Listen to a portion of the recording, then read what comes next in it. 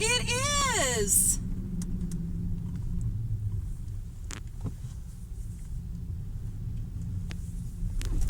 Oh my goodness! This is crazy! You're not gonna believe what happened. You're not gonna believe this. Okay, so we're driving by a country road here in Wisconsin, and I see Countryside Magazine. I'm like, wait a minute, did I read that right? So we flip around, we come back. It is Countryside Magazine. This is the very first place I put an ad for our book when it came out in 1999. The very first place. Okay, we gotta take a picture. This is a moment. This is a moment. Hello. So, you guys just saw my intro. I said yes, they do an interview. I'm so excited. So, I am Tara, as you guys know. I'm Ann. I'm Kelly. I'm Alicia. They are the workers here at Countryside, and I have been working with Ann for 18 years now. Here's a little thing. My daughter over here was born 2 months, and then I got into your magazine. She was 2 months old. 2 months old. 2 months old, and look at her now. Wow. So I know. So Countryside, as I said just a little bit earlier, but I'm so excited I gotta say it again. So Countryside is the first place I advertised for Dining on a Dime, which was called Not Just Beans back then. I don't know what I was thinking. But here's their magazine right here, Countryside Magazine, the best magazine ever. I love it. I have been getting it for like 19 years. I think I let it lapse for a couple of years, but I know.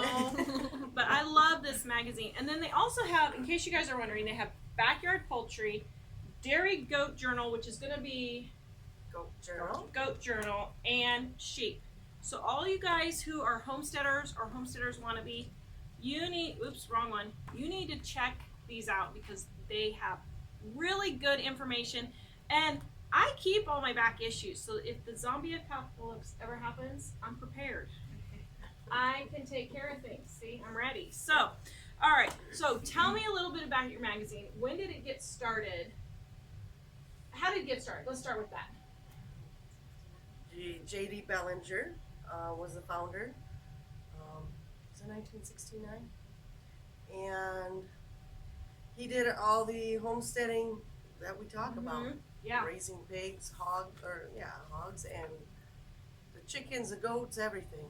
So like in this one, you have a home for less than $25,000. That's great. A dome in the desert, a cattle panel, hoop house, which is like what, a greenhouse? Is that what it would be? Mm-hmm. Yeah. A successful goat herd and a petting zoo business. What I like about this is you guys have the variety of things. So he just started this just with his own backyard. Yes. Homesteading stuff. Yep. It's pretty Like cool. Right at the kitchen table, they started it. Really? And now you guys are this huge magazine. Semi-huge. You're nationwide. Are you worldwide? Mm-hmm. Yep. All over the world. Yep. And digital. So like Countryside Network is our website, and there's lots of information and guides and things on that as well.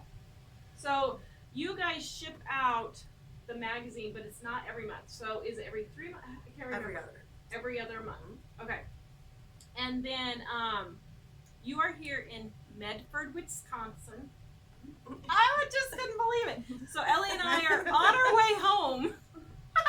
We're on our way home to Colorado, and I drove by and it said Countryside Magazine. I was like, no way. I slammed on the brakes. Ellie's like, what is wrong with you, mother? I said, that's like Countryside Magazine. I know it said Countryside Magazine. I said, I gotta go see. Surely it's Countryside Magazine. And then I saw a for sale sign. I started panicking because I thought you guys were going out of business, but you're No. just moving down the road. That's Yes. right. So that's good. So you guys are doing a lot of digital now. Do you guys have videos or just print? Or not print, but online articles. We've got online articles, a few videos, just with your book. One is your book. Yeah. We've got a video. You guys sell my book. Mhm. Yeah, they And sell have it. Yeah. since That's- day one. Yeah, and it's funny because so I used to. Okay, there we go. I used to write articles for Countryside every month for a couple of years. I did, and then things got crazy, and we started transferring to more videos. But I'm gonna start sending more articles again because we actually had a lot of people come from Countryside to our website, but it is a niche that, you know, people who want a homestead, but there's a lot of homestead wannabes. It's like tell them, Yeah. okay, you gotta tell them your chicken story, because we were talking about how much work it is to do a homestead. It is a lot of work. So I, been here 10 years. So as you get in more and more to the zone of homesteading or the rural lifestyle, or you start to incorporate more and more into your own lifestyle. And so I thought, yep, we're going to do chickens even though we live in town.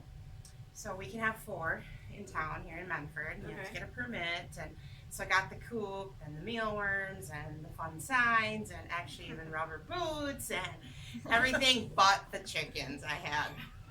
And then I got a little nervous because we got a dog. And then I quickly realized that these teenagers weren't going to take care of the dog like they said they would. And you're just a lot. You're working full time, running kids to practices and everything else. So I gave the coop and everything away to another young guy down the road. And they raise chickens like 4 houses down. And I get my organic chicken eggs delivered right to my door for $2 a dozen. So yes, our family eats brown organic chicken eggs, but I don't raise them in my. You do the work. I don't do any of the work. But it is a lot of work. It is. So So has the magazine caused you guys? Do you homestead? I live on some acreage. We garden and have beef cattle and stuff. Do ya?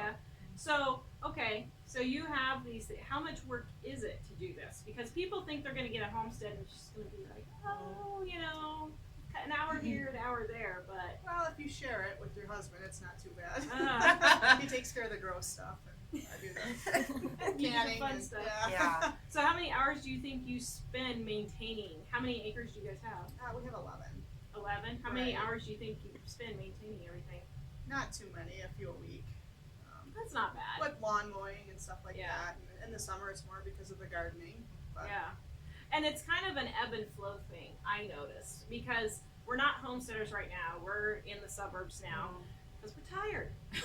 I don't have time to do it. But, when I had the gardening and everything, you kind of notice it's an ebb and flow where it gets really, really, really busy in the summer. And then Fall is busy here in Wisconsin when you're harvesting and canning. And, I just did 34 quarts of dill pickles on Monday. wow. And I'm thinking, really? The kids start school tomorrow and now I'm going to do these pickles? Like, what am I thinking? Yeah. But you just do them. And what I like to do is I like to do enough. I usually do enough of that one thing to last me the 2 years. So, next year I probably won't do pickles. Oh, yeah. Because we just have, 3 of us. So that's what we do with that. But I've always noticed, too, that when you say homesteading or a rural lifestyle, there's a whole rainbow spectrum. Oh, yeah. So you have some people that are just maybe got some tomato plants in a pot. Yeah. And that's what they want to do. But yet they maybe did everything at one time, but they're still doing a little bit, or they get their eggs delivered right to their door like me. And we still want that and we know it's better for us, but you have to balance out how much time do you have, how much land do you have, are you you're willing to do all that. So there's other ways around it, but so I always tell people too, you got them over here with maybe one pot and your tomato plant on for some fresh eating, or out on their patios, or all the way to the other spectrum where they're living 100% off grid. Yeah. And you got everybody in between, and that the magazine works for all of that. It does. Because it's not just, that's why we try to touch on everything, bees and chickens, and, depending, no matter where you're at on your journey of being a homesteader, or maybe just reading about it. Well, and see, that's what I like, is just reading. Because, okay, don't send me an email, people. But one of your issues was talking about rats. Well, I don't have a rat issue. I've never even seen a rat in my life. I don't even know what they look like. Yeah. So I was kind of curious. Yeah. What's the deal with rats? Why do we need to have rat pest control? And it was actually kind of interesting. I thought it was really interesting. And so I learn a lot. And so by reading all this, you know, like here, okay, this is what I've always wanted to do. Here, if I can, is build a hoop house. A hoop house right here. But it's a raised bed, but it's covered, so like in Colorado, I could grow my salad greens all winter long. In Colorado I could. Maybe you can't in Wisconsin, but in Colorado you can. It's pretty Some- tight. Yeah. Is it? Yeah. Some winters maybe, but not when it gets 30 below. Yeah. No, Yeah. But you could extend it probably into December here, Right. couldn't you? Oh yeah. Definitely. So I have these ideas in my mind that my poor husband is like, oh no, not again. Another project. Another project. That's exactly what he says. Yeah. You and your big ideas. So that's why I like the magazine. So guys, you need to go check out Countryside Magazine. They gave me my start with Dining on a Dime. Thank you so much for having faith in me. Even when I had a stupid name, I appreciate it. And I actually sold the first 2,500 books with the name Not Just Beads. I know, crazy. But anyway, Countryside Magazine. I will leave a link in the description below. You guys need to subscribe. It is the coolest magazine ever. I love it.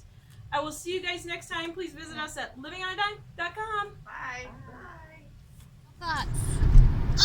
I'm so excited. I still cannot believe I actually ran into Countryside Magazine. It was right by Big Family Homestead. This is cool. Well, not right by them. We had to drive, a little way. But I'm happy. This is like, I don't know. It's kind of, how do you say, sentimental, because they were the first people who ran our ad. And then they had faith in me and ran my articles. And I just think it's so cool that we actually got to go see them. So, yay! Thank you, Countryside.